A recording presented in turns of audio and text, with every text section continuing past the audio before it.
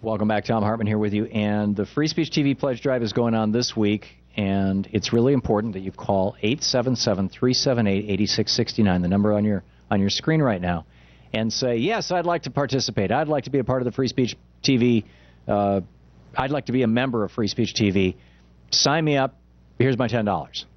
And they'll send you a bumper sticker and a thank you letter and all kinds of, well, that's pretty much it. But, all kinds of cool stuff. I mean, you get access to the website and whatnot. Or, $100 each for one of my 3 books, Rebooting the American Dream, Unequal Protection, the Thom Hartmann Reader, $75 for our really cool tote bag. But here's why it's important right now. I was just ranting about Antonin Scalia. Scalia is one of the 5 guys responsible for radically changing politics in America. If you were to take all the money spent on all the political campaigns from George Washington until Dwight Eisenhower, and probably, frankly, till Richard Nixon, I don't know that anybody's done the math on this, but it shouldn't be that hard. Political elections did not used to be expensive things. Television time didn't exist, so you didn't have to raise millions and millions of dollars to buy it. And people had debates, and they were free. If you were to go back and look at the history of presidential elections from the Washington administration through the Eisenhower administration at the very least, I'm guessing that all of them combined would be less money than is going to be spent this year. This year, as a result of Antonin Scalia and his buddies on the Supreme Court saying that money is the same thing as speech and that corporations are the same thing as people. And the consequence of that is that you've got corporations, giant corporations, the Coke industries of the world, the weapons manufacturers of the world, the members of the Chamber of Commerce pouring money into political campaigns or into supporting or defeating political candidates.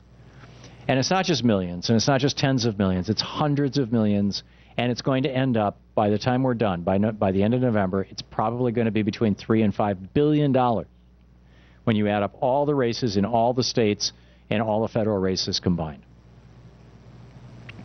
And in response to that, progressives are, now for the conservatives, this is just an investment, right? I mean, you own a big factory that blows a lot of mercury into the air, a coal-fired power plant, something like that, buying a couple of politicians, making sure that they get elected, knowing that they're on your side, that's an investment. But for progressives, I mean, we're trying to have our air clean. We're trying to stand up for our kids. There's no payback other than having a world that works.